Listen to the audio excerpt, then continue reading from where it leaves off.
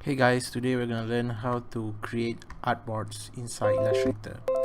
So just press Shift and O and then you'll have the artboard layout. Just drag your mouse here or pen and just keep on dragging away. Click and drag. So you can make like more artboards. It's as easy as that. But the key is Shift O to go into the artboard layout. Okay, you press ESC, you can come back to design. Okay, you press Shift O and then you can control your artboards, create more artboards.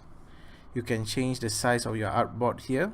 Let's say 500 height and 500 width. There it changes. You can select them all at once, move it all at once, or you can just delete. Just press the delete button and they're all deleted. Okay, that's about it. Thanks for watching.